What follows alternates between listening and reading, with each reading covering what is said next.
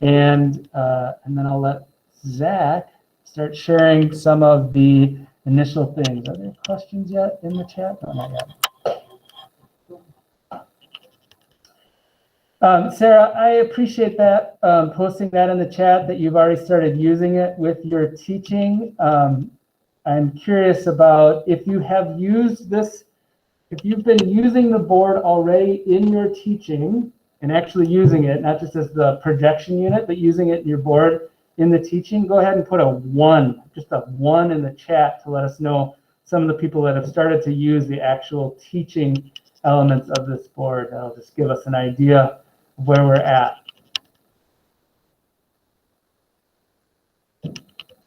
Awesome.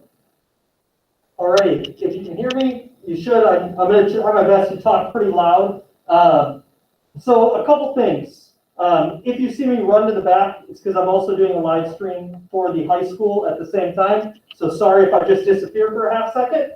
So let's talk about kind of the hardware pieces of this board. Most of you will know this lower right-hand section is kind of your control panel on your board, where you have your power button. You also have your volume control and your inputs. So a lot of times people come into a room, they want to turn it on. I do recommend turning it on right when you get into school for the day, just so if there is any random update that might be needed, that gets done right away in the morning, and you don't have to have it happen while you're trying to teach. So go ahead and you click on the power button down here. It's the one on the far left. That's my bad. Sorry, everybody. When you do turn the board on, sometimes it will flash right on. Sometimes it goes through the entire installation process. The entire process takes about 30 seconds, so it shouldn't take too much out of your day. If you click on this home button, the home button brings you to the welcome screen, as we like to call it. This is where you have access to all your internal apps.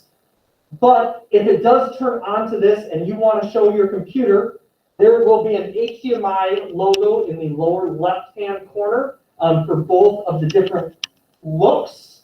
So you're going to go ahead and click on the HDMI 1 unit. That will bring up your display within about 15 seconds. And I'm going to interrupt Zach right now and just talk about a little bit about that, because this is a reminder that we just made this shift. It's a pretty major shift that we made to get these all installed. And that some of the onboard features you'll continue to grow into and we'll continue to grow into as an organization.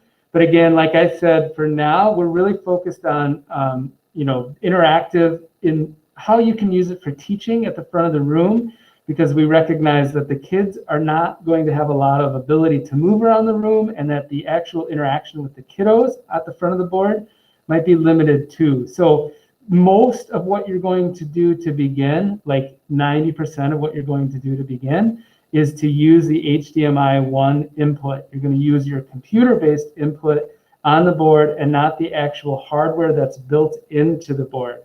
That does not mean that you can't begin to explore that hardware on the board. I am just always really cognizant of the number of changes and all of the things that you're considering. So we're trying to keep this very narrow so that you have usable information for when the kids are there, that then is easy to transition between models in the case that you have to quarantine because we're in a stupid emergency. That's why. Sometimes I feel like I forget that I'm just talking to people, and I feel like I'm on TV, so I talk different. So I'll stop talking. So once you're near HDMI, a couple people will say, well, my sound is coming through. I like checking my sound right away in the morning. So I go ahead and click on the audio button and make sure that it is going to where you want it to go. There's two places right now that most buildings have the ability for the audio to go. One is the IFP 7550. You'll know that as your board itself. The other option is Realtek speakers. That would be your Red Cat or your speakers that are actually on your computer monitor. So just know that if you're not hearing it or you're hearing it out of a different place, that is the first place you're going to want to look. If it's not coming loud enough, you have your volume buttons down here on your panel that you can go ahead and adjust as needed. And I'm going to interrupt again because that's the kind of guy I am. And just point out that can be confusing. There's two different places to control your volume. One is your computer-based volume, so your workstation that's either at the back of your room or the front of your room, and that is the one that Zach just tapped on and highlighted and then changed up there. Also, the board itself is a giant TV, if we're frank about it, a touchscreen TV, so it's fancier than the one I have at my house, but that has a volume as well. And so those are the two areas that you can control the volume on that device. Perfect. All right, so now that we got volume and we kind of got that initial setup, let's kind of jump into what type of interactivity comes onto this panel. So I use check calibration. I do that in the desktop, and I just click on the screen and drag it into a box so I can see if my finger ends where it should end. If that's the case, you're good to go. Now, say you want to just click or double click on something. This kind of takes some getting used to because there is a kind of sweet spot for a double click. So if I wanted to open up Google Chrome and I do a slow double click, that won't do much. So you kind of have to find that sweet spot of the double click. Each board does vary very minutely, but you'll figure it out pretty quickly. The other thing is, what if I want to right click on something? You can either press and hold, and it will bring up the other menu, or you can do a 4-finger tap. I do recommend just doing the press and hold, just to make sure that it's there. It will show you with a gray button you're trying to double click on, and that's another good way to check calibration. Alrighty, so now moving on to Google Slides.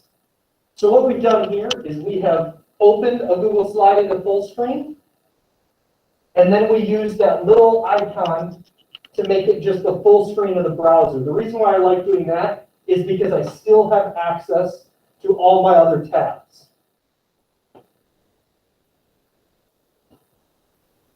So when you turn on the panel, we already gone through most of this. This is kind of that control panel that you'll see in that lower right. If you want to dig through that a little bit more, you can go ahead and dissect that. The different inputs that you'll see all of them if you click on that gear icon in the lower control panel. The only ones that you're really going to be using right now is that HDMI 1 button. So I wouldn't worry about any of the other ones, just as long as you know that HDMI is where you'll go. Yeah. Oh, sorry. Karen has her hand up. Karen. Sorry, I didn't mean to do that. That's all right. We just like to demonstrate our responsiveness. Thank you. You got it. I'm going to post this slide deck in the chat. I just had to find it. So here it comes.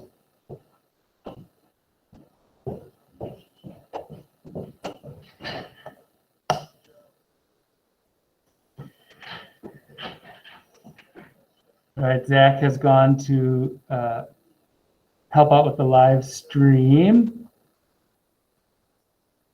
So now you're back with me. All right, so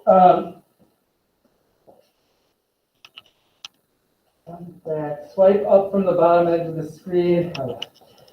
You can swipe to the screen to get to this menu, and maybe he already said this, and I apologize if he did because I was looking for the link to the slide deck. It can be finicky, so the nice thing is that exists over here too. There's a little gear button that will bring up that same menu. So for operating the board, you can swipe up and you can get the volume, you can swipe up and you can get those inputs, but really these buttons make it easiest, and so it's something that I would recommend is just using those buttons. Now I gotta get back to where I was. There we go. You can see this too is things that you're going to get accustomed to is like finding how to bring that menu up so that it comes up right away. And the board is touchy, or should I say sensitive, in that you don't actually have to touch the board to get it to interact. You have to just get close to it. And those are just things that you're going to become accustomed to as you use it. You're going to fumble through it the first few times when you're standing up in front of the classroom and teaching, but you will get accustomed to it. I haven't used it an extensive amount, and I'm beginning to learn that myself. And so those are some things that I would point out as well. This welcome screen here is actually on some of the boards, and the other boards that were installed this fall have already updated to a new welcome screen. You'll see an orange welcome screen, and it has a little bit of a different display to it. Again, I wouldn't worry too much about that at the moment, because the same thing that you are going to do as far as using HDMI 1, which is your computer that you're controlling, is what you're going to do to begin with. And then those launch screens, the orange screen, or in this case, the welcome screens, has some features that, again, we will get accustomed to and will grow into during the remainder of this school year. This is another point for a lot of, for my friends in the fall when you're going to distance learning. The annotation tools were actually limited in their usefulness because you were presenting over a Google Meet, and the built-in elements on the board, the toolbar right here, that doesn't actually project over a Google Meet. But now that we are back to in-person, you can start to use this toolbar to annotate. And so the nice thing here is that you can use this to highlight things, to draw, to annotate, to mark up on the board. This built-in annotation tool is your transparency over the overhead, right? So those of us who are old enough to remember the 3M overheads in the classroom, this is like having a clear transparency that's put over the screen. It is an overwrite. It does not save. It is for that moment when you really just want to call attention to something. This would be like your smart ink toolbar on the side. It does have a save button, and so if it was essential and you really had a great thing going and it was explained well, you could absolutely save it. It'll save on the board, which is part 2, which is not something we're going to cover today. We're going to look at how we can use Google Drive on this device rather than saving to the board, but you can save to the board as well. I feel like I've been inspired by Zach to talk a little bit more like the young man that Zach is, which is kind of like a fountain of youth, so I like it. I'm going to look at my Google Meet here. Oh, see, I have to close it. So again, you get accustomed to these things. So I'm going to go here to Meet, take a look at the chat, make sure I'm not. Oh, yeah. The trouble is, here's the trouble. We're about as extended as we can be, so the computer's over there. So we're pretty far extended. So again, that's why I'm going to come. Oh, yeah, try that. Thanks, Morgan. Does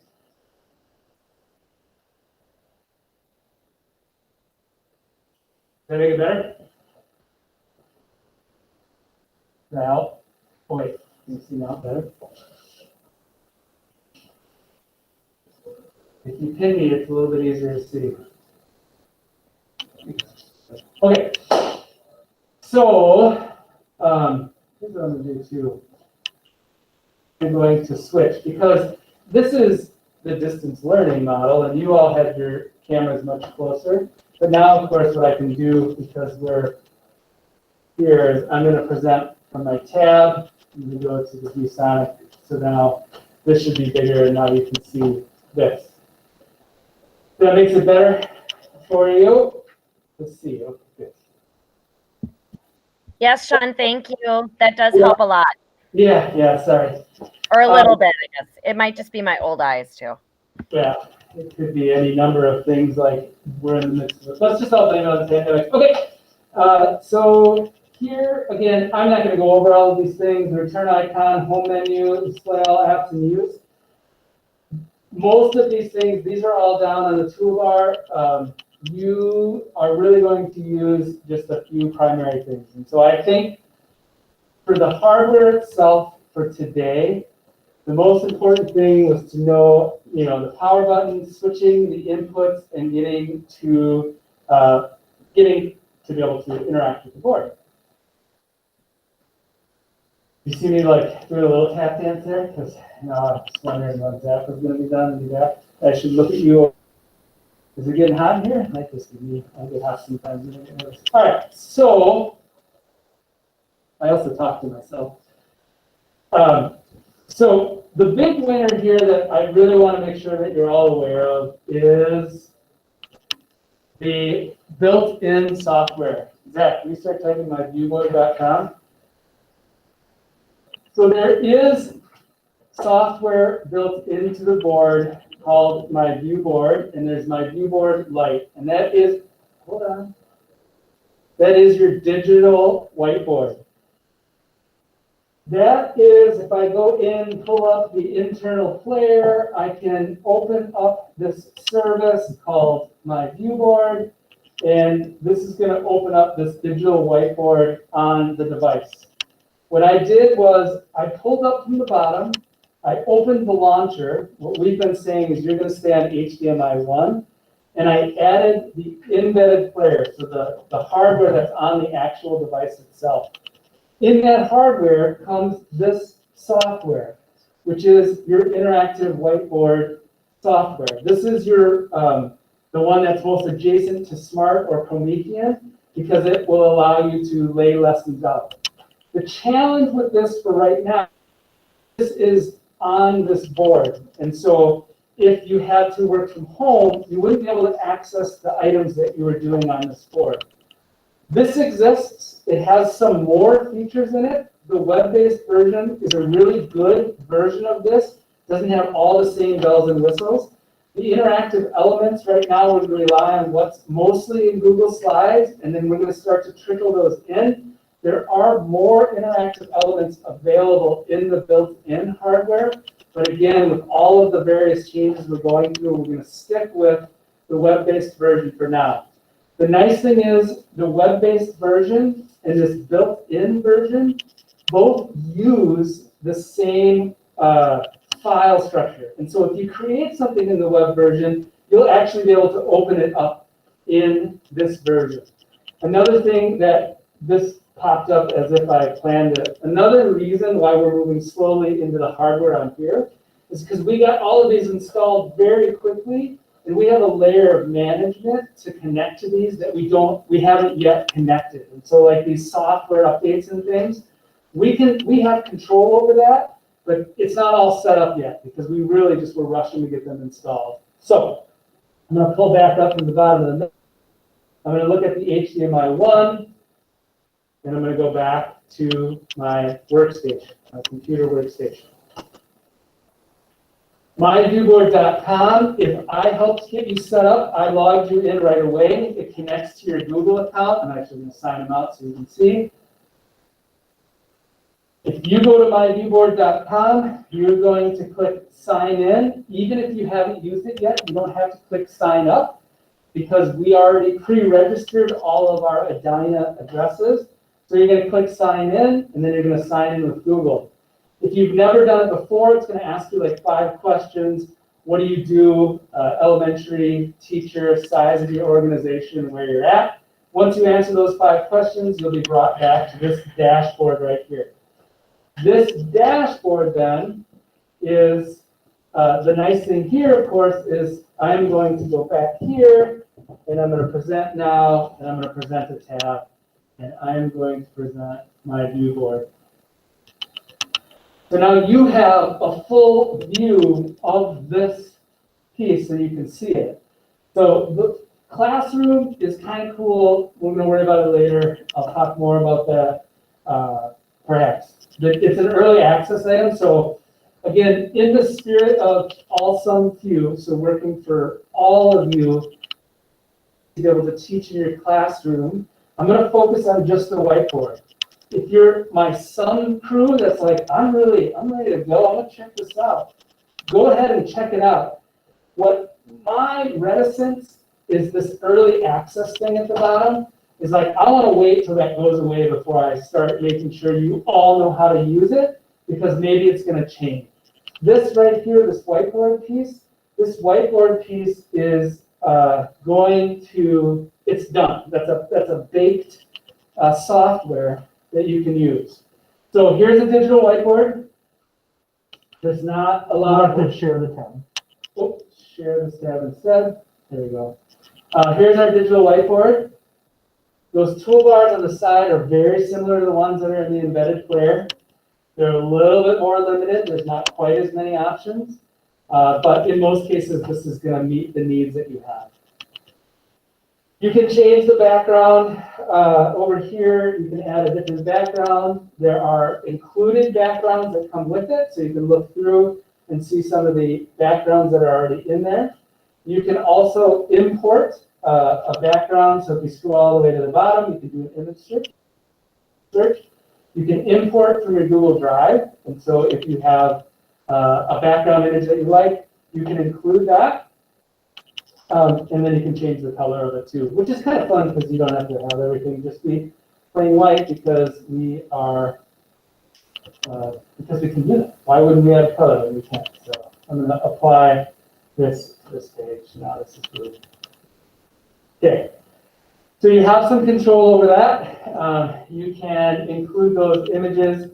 One of the fun things that I used to do in my classroom as a way to connect to my kids' environment is I used to put in, I would take pictures of our neighborhood, where our school was, where the kids lived, different items, and I would actually use those as background images, just as that little responsive piece where the kids would see something familiar to them as the background image of that. Something I used to do that was nerdy and probably maybe not that useful, but I shared with you. Okay, so that's that down here, changing your background image. Okay, so you can start from scratch and you can begin to add pages. And so here's a little right here. And so we can add pages. And now I can start to design a full lesson using this software. You can copy and paste into the software. I'm going to have Zach insert some images in a little bit here now that I've got them back. So this serves a few different purposes. One is it's quick and easy. So if you just want to have a whiteboard space to be able to draw on, you've got it. Where this has an advantage over the built-in one is that this is cloud-based, so it's going to save, export in this case. And when you click export, you can save it to your Google Drive. So again, the advantage of saving it to your Google Drive is if on Tuesday you have to go and teach remotely on Wednesday, and I hate to keep bringing that up, but that is a thing we all have to deal with, is if it's saved in your Google Drive, you'll be able to open it up from home, right? And so that's an advantage to being able to use this. I heard that chat. Okay, I really did need to raise my hand this time. Okay. Sean? Yeah. Yeah. So when you're tapping all these things, every now and then I can see some color, but basically when you're clicking on different things, it just looks bright white to us. So like now I can see your screen, but like right now, yep. When you're on that, it's like when you were saying like press this or click on this, like we can't see any of that. Well, thank you for letting me know. Yeah, it just looks white. It looks like you're just pointing to whiteness. Is that better? Can you see that? I can see a little bit of like red and blue down in the bottom left corner.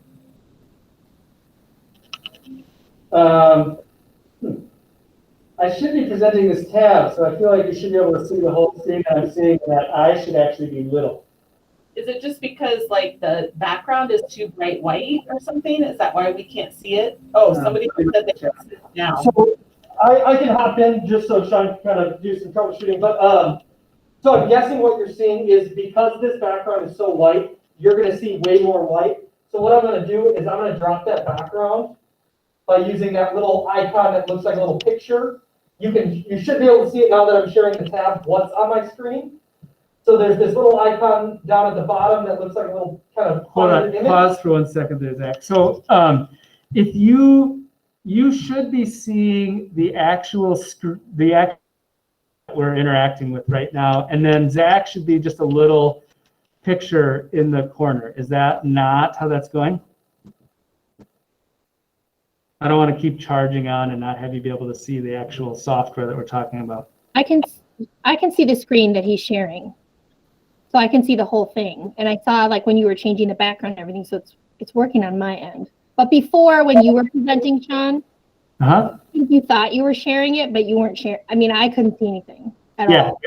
got it. I stopped sharing. All right. Here's the other thing that I would encourage you to do. Feel free, don't raise your hand. Just go ahead and speak up if it's going on, because I hate to keep talking where you can't see it. So I apologize for that.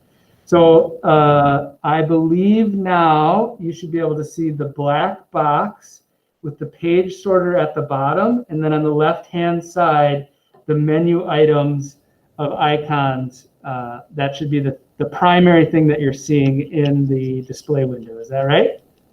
We just can't see anything on the left side in the white box. We can't read any words. It just looks like it's all white. So I had pinned you before when I could see you guys present. And now I went back and I repinned Zach Horn presentation, and now I can see it all. So thank you. Oh, yeah, that's right. Problem. Thank you. So if you look in the participants, you're going to see the one that says Zach Horn presentation. Pin that page so that what is showing up is what we're actually presenting, which is the web-based software. Thank you. Now it's easier to see. And Karen, did that help you as well? Yes, thank you. Okay, sorry about that. I apologize for flying through and talking about things you couldn't see. That's not fun. Okay. So I'll do kind of a quick recap, just kind of what Sean was showing you. So at the bottom of your screen, you'll see kind of like the little page icons. If you click on that, it will bring up a bar that you can add pages by clicking that plus button. And so if I want to put a third page in at the end, I can click that far right plus button and it adds another page. You also, I was kind of talking about that lower picture icon. That is where you can find all of your backgrounds, color, Google Drive, all that good stuff. So I'm going to bring this to a color that if I decide to write on it, you'll be able to see the writing a little bit better. So you can see how the black pages are still there. That one to red. We can kind of then move to the left, which is kind of where all of our tools sit. So if you look on that far left, there's a folder icon. The icon right underneath is the magic box. That's kind of where all of the cool tools live. If you click on that magic box, you'll see a bunch of icons that come up. You'll have an image icon where you can search Google for images. And so if I were to bring up my on-screen keyboard, which I did, I'm going to type in cat and hit enter, and you will see that a bunch of different cat images showed up within my Google search. If I click on that cat image, I can drag and drop it onto my screen. So that's a really quick and easy way if you're standing up at the board to add things. You can also do all of this on any device, Chromebook, iPad, on the board itself or on your desktop. You can access all of these different menus. You have the ability to lock and do all that. I'd suggest kind of exploring what each one of those buttons do and if they would even be useful for you. So I won't waste your time right now going through that. But there's like duplicate and copy, paste, all that good stuff. Those are the things that are more familiar to the interactive software that you had before. So when you have an image in that design space, you can layer it, you can lock them in place, you can lock one image on top, and you can hide other images behind it. So you have some of that similar interactive ability built into this software as well. Correct. So the other really, really cool piece about this is you can import things directly from your Google Drive. So you'll see on that icon that there is a Google Drive logo. If you go ahead and click there, you'll see that my Google Drive is automatically logged in when I log into my UBoard. So I'm going to find that presentation that Sean was using to show you earlier, which you can see that it's included in all of my good old stuff here. And go to Viewsonic Interactive Panel. And you'll notice that the things that are brightly colored are things you can import. The things that are... Scroll up just a little bit more. You can see a drawing that isn't highlighted. Oh, the other way. There you So go. you'll see that there's a grayed out section. That is something you can't import. The drawings are really the ones that kind of stand out for me. There's a couple other things that aren't, like a form. You can't put a Google form in here. But now I see that my Viewsonic interactive slideshow is available. I'm going to click on the little kind of import button in the top left corner of it. You'll see that it's loading up. The bigger the slideshow, the longer it takes to load. So be patient. It takes a little bit of time. And the other thing that I want to point out is two things. Is there is a limit to the number of slides that will import, and I think it's 25. I think we discovered it was 25, but it's about 25 pages that it will import. And then the other thing that I would like to remind us is that once you do this, you can save this as this software. So once you import your slides, if you have slides set up, you're going to import them, and then you can start to build on top of those slides. You can then save this as the My View Board software so that you can open it up again. And again, because it's web-based, you'll be able to do it on any computer where you can log into myviewboard.com. So you'll see that it now has imported and is ready for us to click like, yes, submit, I would like to.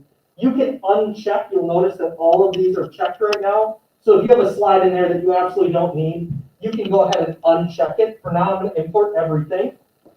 So I'm going to scroll all the way to the bottom here to make sure that it's all come in. And I'm going to click import. Can you do a screen capture like we could do in Smart to grab something and kind of throw it in to one of these pages? That's a great question, Jennifer. And what you would do is you would use something like the Awesome Screenshot tool. You would use a Google Chrome extension. And so Awesome Screenshot is a good one. You could also use the snipping tool built into the desktop. So there isn't a specific screenshot tool built into the software, but because it's operating through Chrome, you can use the Awesome Screenshot extension. Or you could use the snipping tool on the computer as well to grab screenshots. But Sean, I tried to use the snipping tool and cut and paste it onto a slide on the My View board. It doesn't work. And Willie was in here on Wednesday, I don't know what day it was, but he was in here and he was trying to get me to figure out how to work too, and it wasn't working. Like copying. Yeah. That's a good one. I'm gonna make Zach try that when we get through this little part here, because that's something I owe Sarah an answer about that, copying and pasting. And I think I actually have an answer for you, Sarah. So, so you'll notice that once I imported it, all of those slides came through as a separate page.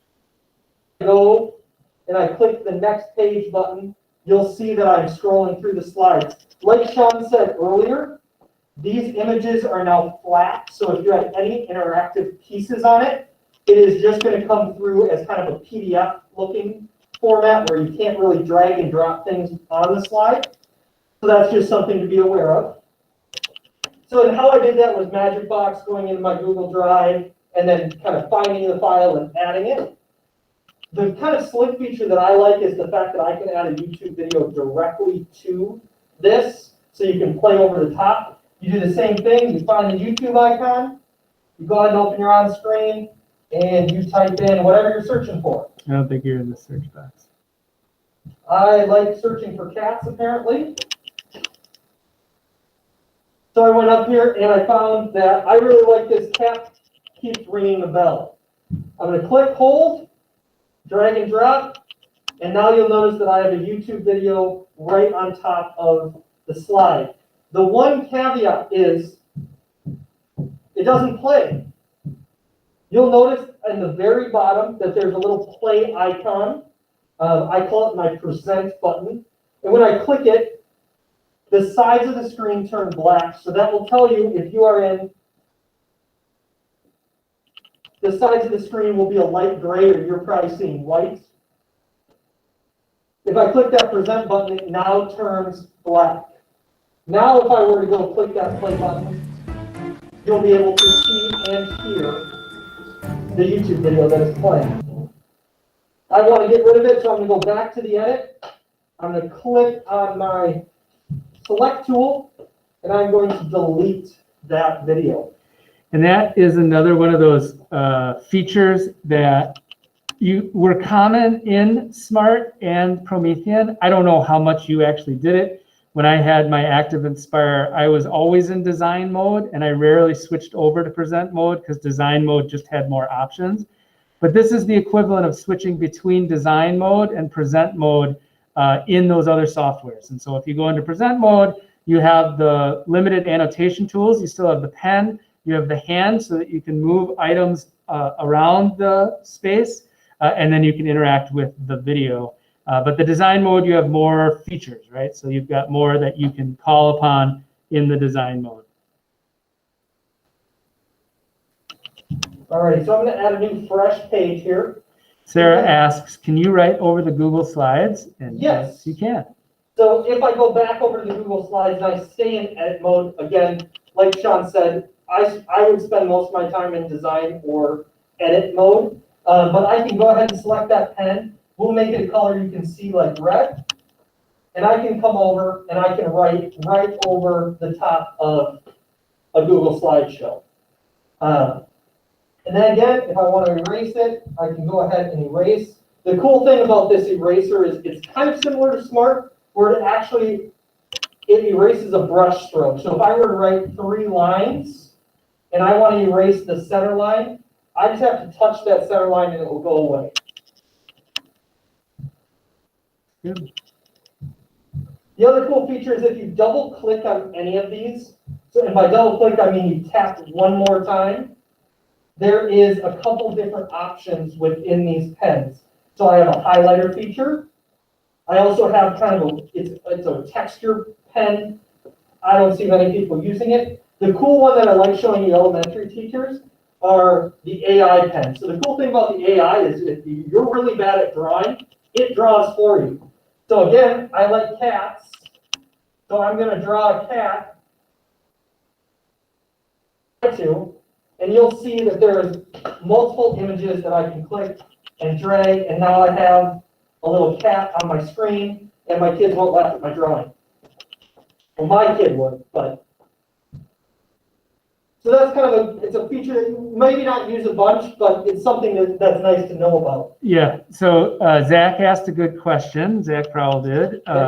And I just want to point out that if we were all in person doing this, we would have all been like, what? You just did automatic drawing? So I didn't want to lose sight of the awesomeness that AI drawing just was. Zach, so when you import a Google slide into my viewboard, you have created an individualized copy of that slide deck. So your Google slide deck remains independent in your Google Drive.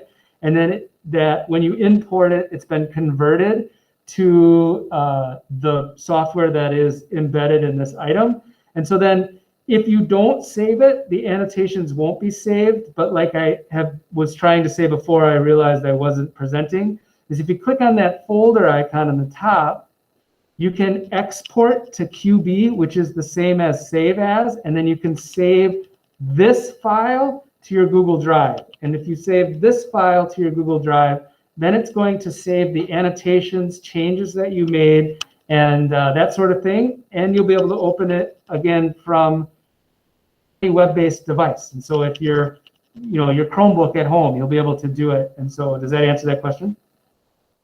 QB means cute Beaverson, I think. Oh no, it means QuickBoard. I just learned. Sorry. It's one of those file names that you probably will only use on viewboard software. But it stands for QuickBoard. So QB, QuickBoard, viewboard, kind of similar. It'd been nice if they called it BB or whatever. There's some other features. Obviously, we have a shape tool, just like your Smart tool that you used to have or your Promethean software. It can make shapes and do all that fun stuff. So I can make a triangle, and it's a perfect triangle. Kind of like the auto draw. It's nice. You may use it a bunch. You may never use it. So that's kind of the generic tools. I do recommend explore, bring it up. The nice thing is you can explore anywhere. You can explore from your Chromebook. You can explore on your iPad if you're K-2. I actually recommend trying it out on your iPad. I have found that I really like using it on my iPad. But it's nice to create maybe on an iPad and present from your desktop. And you can do that because it's all cloud-based. Yep. Which is, some people ask, like, what about these icons up here? What do they do? There's no real benefit to any of these icons. It basically just says, like, yes, I'm the user that's signed in, what version you're on.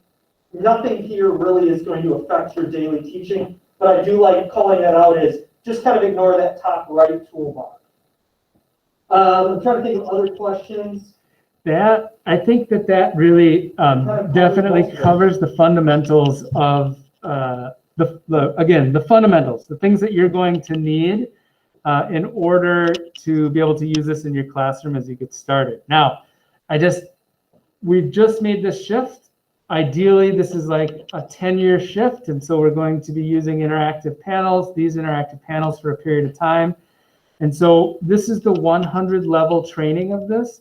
We will get into, like, you can cast from your iPad to this board, and there's a built-in cast system, so not like the cast system, you know what I mean. And we'll cover those things too. And if you are exploring and you're feeling like you're ready for those next things, like how do I wirelessly cast to this board? What are some other things that I can do? You're going to reach out to Zach and I, and then we're going to arrange a time to come in and help you with those next level things. Test time, what I would say is, you know, there's a lot of pressure on all of the changes and the learning that requires. So we're going to go with this until spring break, and then we'll reevaluate in spring break and know more about what the world is going to look like at that point. And then we'll dive into the next level, looking at the onboard player and what that offers. I know that some of you had Apple TVs so that you could cast your iPad to this. This has that it does have that built into it, and so you can do that. And if you want to know more about those things, we're really happy to let you know about that. But again, we're just trying to make sure that you have the information that you need to begin to have those kiddos back in your classroom. The one question that I want to make sure gets answered is Sarah's. So Zach, would you mind showing us how to copy and paste or snip an image and insert it into the My View board online? So I will share this tab here. And we're down to the last few minutes. So if you have other questions that you would like to make sure we take care of, go ahead and put those in the chat now, and we will answer those. So Sarah's question is, if I use the snipping tool. The other thing, well, Zach does that, is that's the onboard keyboard. And if I helped install, or if I went through, I went and I pinned that to the bottom. So one of the really nice things is that's built into Windows, is that there's an on-screen keyboard and that we can pin it to your taskbar at the bottom, so that if you're up at the front of the room and you want to type something on your web browser, on that board, Seesaw, any of those things, you can use that on-screen keyboard to type. And in many, many cases, as you use that on-screen board, just like on your phone, it gets smarter, and so it starts to predict what you're typing, so you won't have to type long things. So, for example, if you go to the web browser and you regularly go to the portal and you start to type in POR, that's going to autofill in the web browser so that you can get to the portal. So just a nice feature to know about. If you don't have the on-screen keyboard pinned to your taskbar at the bottom, just let me know, and in the next few days when I'm running around to the different sites, I will be sure to stop by and make sure that's set up for you. Your tech paras know that one too. Alrighty, so you asked about My View board and the snipping tool. So I'm going to go ahead and create a new snip. We're going to snip. Wait, stop for a second. I'm going to have, will you stop? I know. I think Present your whole screen. Yeah, I think I know. So as long as we're here, I'll make this distinction too. What you just saw was Zach, in what was being presented, we're presenting a tab. And we present the tab because then if you have sound, it's going to play. The thing that you lose by presenting a tab is anything that goes on the computer. So for example, now is the pop-up screen. Now you can see the keyboard that I was just talking about. When you present from a tab, the only thing that's going to be displayed is what happens on that specific tab. I guess this will probably be less relevant for you going forward, but I just wanted to make that distinction. So John talked about the snipping tool, so I go right into the snipping tool, and then I can go ahead and close out. And I'm going to create a new snip of these icons. So the way to get it here is you are actually going to save this image. I like saving to my desktop for the quick things, and then I delete it off my desktop. I hit save, yes. Now I'm going to come back over to my viewboard, and I'm going to hit this magic box, and I'm going to click on this little Windows icon and click import, and you'll see that my capture is right here on my desktop. And I'm going to click open. I got to click my select tool. I'm going to make it a little bigger so you can see it. So there. So it's an extra, you have to click the save button and then you can import. Sarah, does that make sense to you? Yeah, and that's pretty much what Willie and I figured out as well. It's just, I think that I was hoping to be able to use it with, like, for example, with math.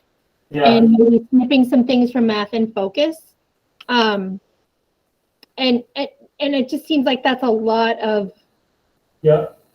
I don't know. It's like one more thing than just like snipping it and then copy paste. Yeah.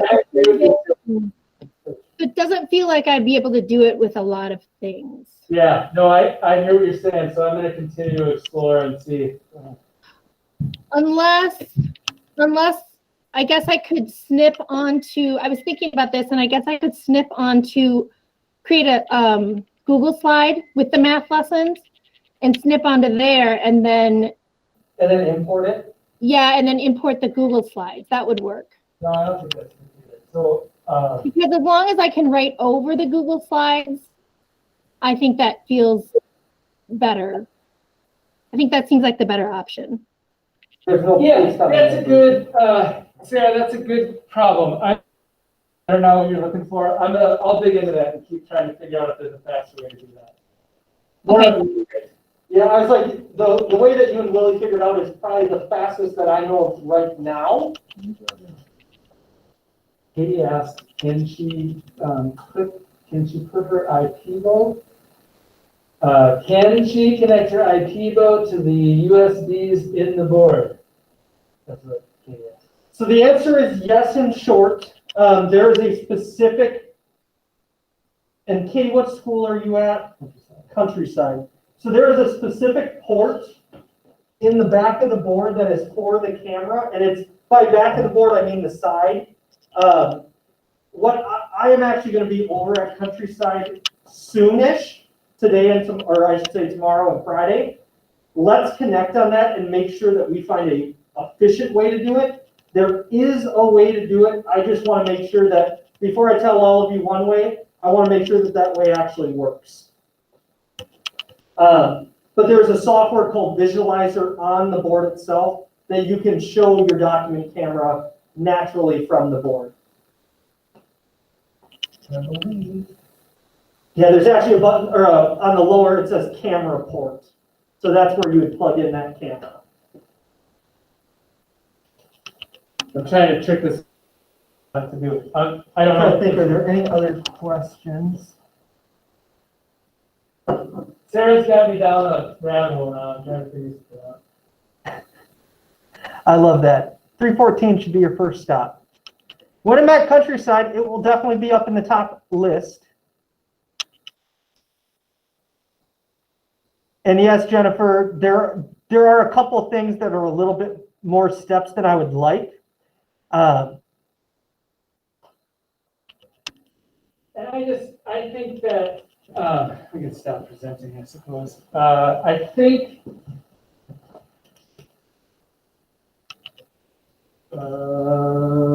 here so I can see you. All right, cool. Here's what I was saying. When I talk about the length of time that we're going to use these, what you're doing is trying to replace some old workflows that you have learned over time in your other tools. We're going to figure those things out on this as well. You are going to discover the efficiencies that are available on this. You're going to figure out the parts that you like and the parts that you don't like, and you will not use some parts. Like, for example, that present mode. You may never use present mode, but when we're first learning about it, we just kind of grab up all of that stuff. And what that happens is changing our old workflows into this new system. So the workflow questions are awesome, because if we share those questions, I know that we as a district, we as colleagues, we're going to figure out, like, we're not going to be satisfied with that process like Zach just did, clipping, saving the desktop and back in. Yeah, I mean, I don't disagree that that is a lot of clicks for something that was quick before. So then we're going to try to figure it out. And it might be a different answer. It might be, for that situation, we have to do it differently. But those are the things that that come with practice and use as you become accustomed with the board, and then start using it in your practice. Because right now we're talking in like absentia. We're like imagining what we might do and what we might need to know. But once the kids come back and we're able to start getting back to the world of classroom teaching instead of distance teaching, you're going to figure out the things that you love with this. And in large part, the people that have had it for a while have found things that they love, that it is a good transition, that the board is something that people love. The fact that it's not a number of different things and it's one thing that you can use is something that people love. And so we're going to get there. We're going to get there. A couple other questions that have been asked to me, and I'll just address those now, are like the orange cords and things. We rushed to get these installed by the beginning of this year. We will be going through and doing cleanup. Some of you had mentioned like the board's super low or super high. We have plans in place to make those personalized adjustments, one time, one way. That will come out in the spring. So some of those other things that are not quite settled yet, we're going to get there. We just want to make sure that you can use this in your classroom when those kiddos return. Any other questions we need to address? Yeah. Yeah, Kathy, I know, and I'm going to be there at Countryside. I am sensitive to the needs of especially our youngest ones. And so that's why I'll be there. You should see an email from your media specialist today about the schedule, and Zach and I will be zooming around the different schools over the next couple of days. Okay. That's it, everybody. Thank you very much for showing up for this. Thank you. Keep your questions coming. This is, new to us as well. And so while we've learned a lot, there's more to learn. So we'll learn this together. We appreciate you immensely. Thanks, Sean. You got it. Back. Good to see Thanks, you. Sean. 314. I'm waiting here. Bye. Thank you.